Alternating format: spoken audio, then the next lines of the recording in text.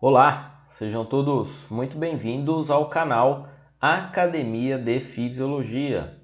Eu sou o professor Paulo Eduardo Pereira. Bom, na aula de hoje nós vamos conversar a respeito das interações hormonais. No nosso organismo, vários hormônios acabam atuando ao mesmo tempo. Desta forma, esses hormônios podem apresentar diferentes tipos de interações. E nesta aula nós vamos discutir quais são esses diferentes tipos de interações. Antes de iniciarmos a nossa aula, deixe o seu like, não deixe de se inscrever no nosso canal. Isso faz com que essas informações cheguem a mais pessoas. Vamos lá? Então, conforme nós sabemos, diferentes hormônios podem interagir nos tecidos-alvo, nas células-alvo, no mesmo tempo. Um exemplo prático, quando nós vamos fazer alguma dosagem hormonal ou de vários hormônios, e temos a coleta de sangue, vejam que em uma mesma coleta, numa mesma amostra de sangue, nós conseguimos dosar vários hormônios. Isso implica que os hormônios estão presentes no nosso organismo no mesmo tempo. E desta forma, eles vão interagir. Muitas vezes, um hormônio aumenta a atividade do outro, outras vezes, um hormônio diminui a atividade do outro. Nós temos algumas condições peculiares que dizem respeito à interação entre os hormônios. Basicamente, os tipos de interações hormonais são três. Nós temos o sinergismo, a permissividade e o antagonismo. Vamos resumir cada uma dessas interações.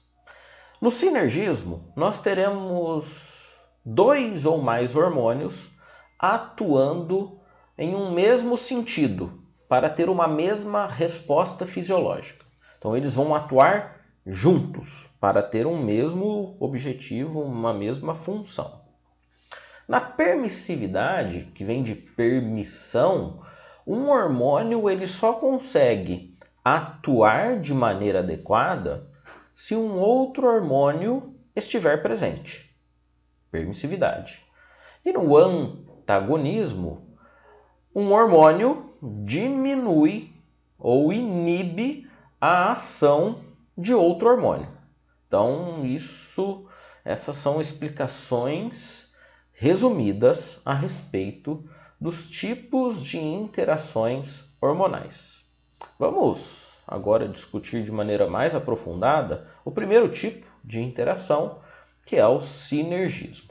Olha só, os hormônios, eles podem apresentar, dependendo de qual hormônio nós estamos falando, o mesmo efeito fisiológico no organismo. Então, um exemplo clássico, adrenalina e glucagon, ambos aumentam a glicemia, a quantidade de açúcar no sangue. Então vejam, a adrenalina e o glucagon têm efeito sinérgico, eles interagem de maneira sinérgica. Esse tipo de interação não está limitado apenas a hormônios, tá? Na farmacologia, né, que é a área do conhecimento que estuda os fármacos, nós temos várias interações sinérgicas. Por exemplo, no antibiótico, a penicilina, quando administrada junto com o ácido clavulônico, ela tem o seu efeito aumentado. Isso é um tipo de interação sinérgica. Olha só, voltando para a questão dos hormônios. Aqui nós temos a adrenalina, E a adrenalina, vamos supor que ela eleva a quantidade de açúcar no sangue, a glicemia, em 5 miligramas de glicose para cada 100 ml de sangue. Esse é o efeito da adrenalina. O glucagon, por sua vez, ele eleva em 10 miligramas de glicose para cada 100 ml de sangue. E a adrenalina, associada ao glucagon, eleva a glicose no sangue em 22 miligramas para cada 100 ml. Bom, provavelmente você está se questionando. Poxa, a adrenalina de maneira isolada, ela eleva em 5 miligramas. O glucagon de maneira isolada eleva em 10 miligramas. Então, se eu tenho os dois atuando juntos, não era esperado que o aumento da quantidade de glicose no sangue fosse de 15 miligramas? Bom, podemos dizer que sim, né? Pelo raciocínio lógico, isso seria o esperado. Mas, na interação sinérgica, não é isso que acontece. O efeito combinado dos dois hormônios, nesse caso adrenalina e glucagon, é maior do que a soma dos efeitos dos dois hormônios individualmente. Então, na interação sinérgica, o efeito final é maior do que o efeito aditivo. Eu somar o efeito desse hormônio com o desse hormônio. Ok? Qual seria a possível explicação? Bom, nós vimos nas aulas anteriores que os hormônios são classificados em não esteroides e esteroides. Os hormônios não esteroides, eles acabam exercendo seus efeitos a partir de sistemas de segundos mensageiros, que são moléculas que comunicam o interior celular, as outras moléculas que estão no interior celular, de que o hormônio se ligou no receptor lá na membrana. Quando estamos falando de hormônios não esteroides, ocorre uma sobreposição dos sistemas de segundos mensageiros. Ou seja, vários segundos mensageiros são ativados e essa ativação em massa, né? Porque eu terei segundos mensageiros da adrenalina, do glucagon, então nós temos ali um pool de segundos mensageiros. E essa ativação em massa faz com que ocorra uma sobreposição. Então isso gera um efeito final maior do que simplesmente a soma do efeito de um hormônio com o efeito do outro hormônio. Bom, e nos hormônios esteroides, o que explicaria, né, essa questão?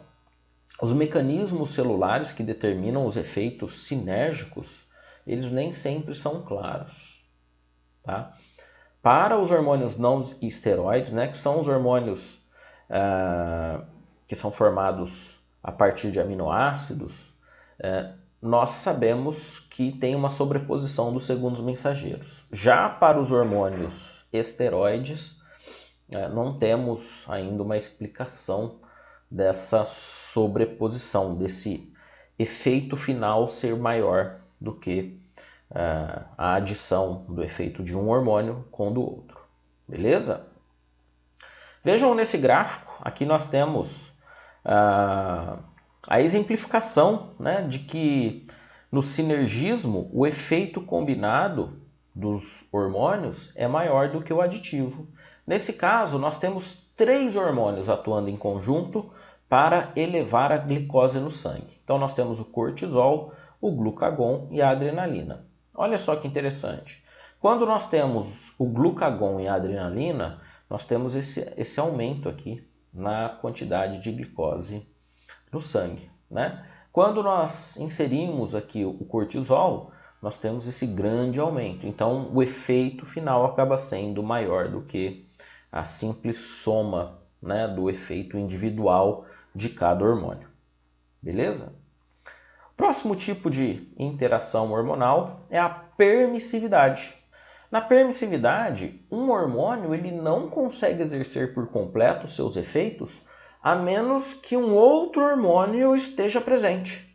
E por vezes, esse outro hormônio que estará presente, ele não tem uma ação fisiológica aparente. Ele só precisa estar presente. Por exemplo, aqui nós temos a maturação do sistema genital. É um exemplo clássico para estudar a interação hormonal permissividade. Então, a maturação do sistema genital ela é controlada por hormônios sexuais, certo? É controlada por hormônios que são provenientes do hipotálamo, que são as gonadotrofinas. E desta forma, nós temos esses hormônios atuando no processo de maturação do sistema genital. Entretanto, se nós não tivermos os hormônios da tireoide presentes, a maturação do sistema genital ela fica atrasada. Então, olha que interessante, né? Nós temos lá os hormônios liberadores de gonadotrofinas produzido lá no hipotálamo. Nós temos as gonadotrofinas, que são produzidas na adenohipófise, e nós temos os hormônios esteroides produzidos nas gônadas. Esses três hormônios, liberador de gonadotrofina, as gonadotrofinas e os hormônios esteroides. Esses três hormônios, essas três substâncias, promovem a maturação do sistema genital, certo? Só que, se junto desses três nós não tivermos os hormônios da tireoide, a maturação do sistema genital fica comprometida. E o mais curioso é o seguinte, se nós tivermos apenas o hormônio da tireoide, ela não tem ação nenhuma na maturação do sistema genital. Ou seja, para que os três hormônios atuem de maneira adequada, eu preciso do hormônio da tireoide presente para que tudo ocorra no tempo adequado. Isso é um exemplo de permissividade. E o último tipo de interação é a interação antagônica, o antagonismo. Nesse tipo de interação, duas moléculas trabalham uma contra a outra, ou seja, uma diminui a eficácia da outra. E esse tipo de interação pode ocorrer devido a algumas situações. Quais são essas situações? Primeiro, dois hormônios competem pelo mesmo receptor na célula-alvo. Então, eu tenho um receptor. O hormônio que chegar primeiro se liga ao receptor, o outro hormônio não vai ter onde se ligar. Então, essa é a primeira condição. Segunda, uma molécula apenas se liga a um receptor, mas não ativa. Então, seria uma molécula que tem como função se ligar ao receptor somente para que outro hormônio não se ligue àquele receptor. Nós chamamos isso de inibição competitiva. E a terceira situação antagônica, quando um determinado hormônio ele diminui o número de receptores de um outro hormônio. Por exemplo, o GH em excesso, ele reduz o número de receptores da insulina. Se diminui o número de receptores da insulina, vai ter receptor adequado para a insulina se ligar? Não, porque uma boa parte desses receptores foram reduzidos por conta do GH. Então essas são as condições em que nós temos a interação antagônica, o antagonismo. Beleza? Muito obrigado pela atenção. Nos vemos na nossa próxima aula. Até mais!